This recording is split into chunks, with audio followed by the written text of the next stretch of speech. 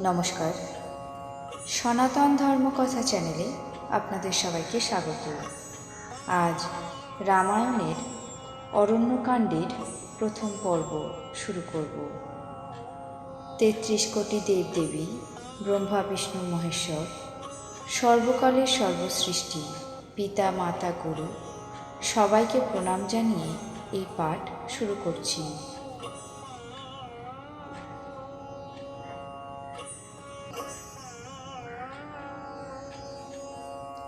ধর্মরূপী বৃক্ষের মূল, বিবেকরূপী সমুদ্রকে আনন্দদানকারী পূর্ণচন্দ্র, বৈরাগ্যরূপী কমলকে বিকাশকারী সূর্য, পাপরূপী ঘোর অন্ধকারকে নিঃশেষে দূরকারী ত্রিতাপহারী, মোহরূপী মেঘপুঞ্জকে ছিন্ন ভিন্নকারী বায়ু, ব্রহ্মার বংশোদ্ভূত আত্মজ তথা কলঙ্কনাশকারী মহারাজ শ্রীরামচন্দ্রপ্রিয় শঙ্কর ভগবানকে বন্দনা করছি।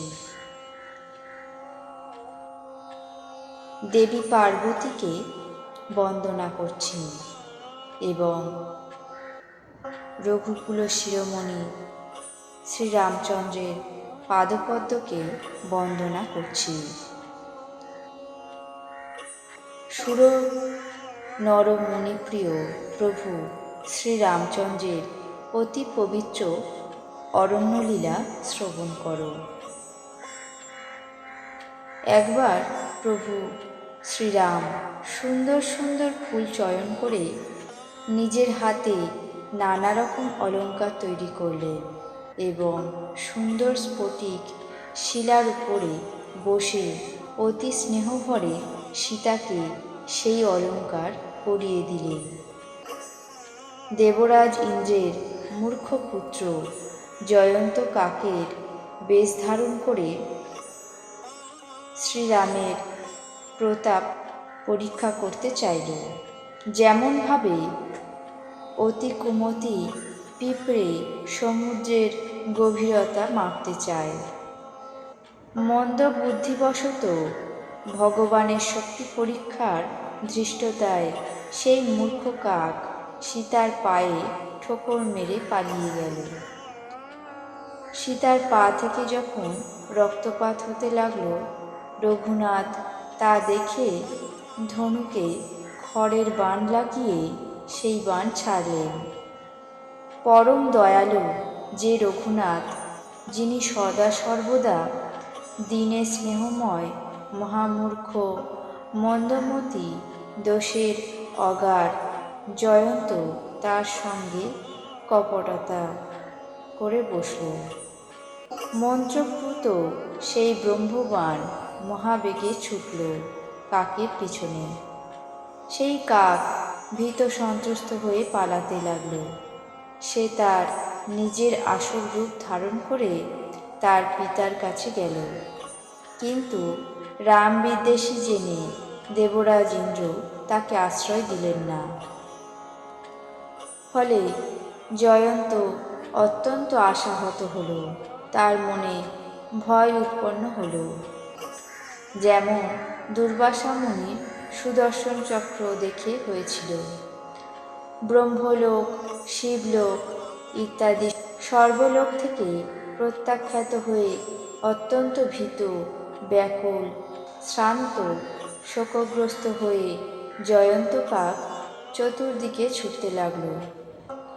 কিন্তু আশ্রয় দেওয়া তো দূরের কথা, কেউ তাকে বসতেও বলল না। রাম বিদ্রোহীকে কেউ কখনো সম্মান করে? আর কে বা আশ্রয় দেবে? কাকভূষণ্ডী বলছেন, হে গরু শোনো, রাম বিদ্রোহীর পক্ষে তার মা মৃত্যুর মতো, পিতা যমরাজের মতো, আর অমৃত বিষের তুল্য হয়। তার মিত্র তার সাথে শত শত শত্রুর মতো আচরণ করে। সুরতরঙ্গিনী গঙ্গা তার কাছে বৈতরণী অর্থাৎ জমপুরের নদী মতো মনে হয়। যে রাম বিমুখ তার কাছে সমগ্র বিশ্ব আগুনের চেয়েও বেশি তপ্ত বলে মনে হয়। জয়ন্তকে ব্যাকুল দেখে নারদ মুনির মনে দয়া হলো, কারণ সাধুর চিত্ত সবসময় কোমল হয়। তিনি জয়ন্তকে বুঝিয়ে সুঝিয়ে অবিলম্বে শ্রীরামের কাছে পাঠিয়ে দিলেন। সে গিয়ে আর্তস্বরে ডেকে বলল, হে ভক্ত প্রতিপালক, আমাকে রক্ষা করুন। এই কথা বলে জয়ন্ত কাক শ্রীরামচন্দ্রের পায়ে আছড়ে পড়ল আর বলল, হে দয়াল রঘুনাথ, রক্ষা করুন, রক্ষা করুন। আপনার অতুলনীয় বল, বীর্য, সামর্থ্য, মন্দমতি আমি তা জানতাম না। আমার কৃতকর্মের ফল আমি পেয়েছি। এখন হে প্রভু, আমাকে রক্ষা করুন। আমি আপনার শ্রীচরণে শরণাগতি নিতে এসেছি। এসব দেখে মহাদেব বললেন, হে পার্বতী, দয়াময় শ্রীরাম তার আর্ত নিবেদন শুনে আরেকটি চোখ কানা করে ছেড়ে দিলেন। মোহের বশে সে শ্রীরামচন্দ্রের বিরুদ্ধাচারণ করেছিল। ফলে যদিও তাকে বধ করাই তার পক্ষে উচিত শাস্তি ছিল, কিন্তু শ্রীরামচন্দ্র প্রভু দয়া করে তাকে ছেড়ে দিলেন। রঘুবীরের মতো দয়ালু আর কে আছে? চিত্রকূটে বাসকালীন শ্রী রঘুনাথ নানা রকম লীলা দ্বারা এমন সব চরিত্র প্রকাশ করেছেন যা শুনতে অমৃতের মতো। তারপর কিছুদিন কেটে গেল। শ্রীরামচন্দ্র মনে মনে ভাবলেন যে এখানে সকলেই আমাকে জেনে গিয়েছে, ফলে এখানে এখন সর্বদাই লোকজনের সমাগম হবে। তাই মুনি ঋষিদের কাছে গিয়ে বিদায় নিয়ে সীতাকে সাথে করে রাম লক্ষ্মণ চিত্রকূট থেকে অত্রি মুনির আশ্রমে গেলেন। মহামুনি সেই সংবাদ পেয়ে খুবই আনন্দিত হলেন। পুলকিত দেহে উঠে দাঁড়িয়ে শ্রীরামচন্দ্রকে তার দিকে দ্রুত এগিয়ে আসতে দেখলেন। দণ্ডবৎ প্রণাম করা মাত্রই মুনিবর শ্রীরামচন্দ্রকে উঠিয়ে বুকে জড়িয়ে ধরলেন এবং প্রেমাশ্রুতে দুই ভাইকে স্নান করিয়ে দিলেন। শ্রীরামচন্দ্রের রূপ দেখে অত্রি মুনির নয়ন জুড়িয়ে গেল। তিনি তাকে সাদরে নিজের আশ্রমে নিয়ে এলেন। পূজা এবং মধুর বচনে অভ্যর্থনা করে প্রভুর প্রিয় ফলমূল খেতে দিলেন। প্রভু আসনে বসলেন।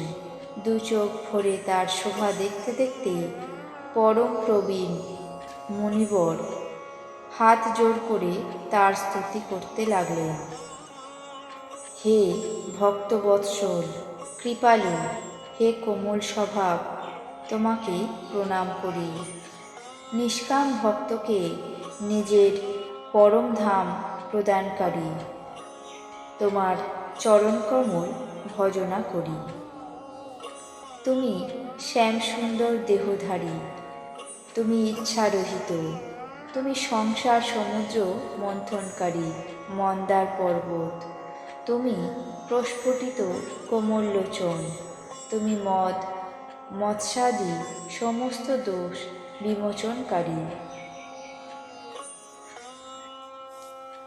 মুনিবর এইভাবে স্তুতি করে নতমস্তকে বললেন, হে নাথ, আমার মতি যেন কোনোদিন তোমার চরণকমল থেকে ভ্রষ্ট না হয়। আজ রামায়ণের অরণ্যকাণ্ডের প্রথম পর্ব এখানেই শেষ করছি। বাকি অংশ আগামী পর্বে পাঠ করে শোনাব।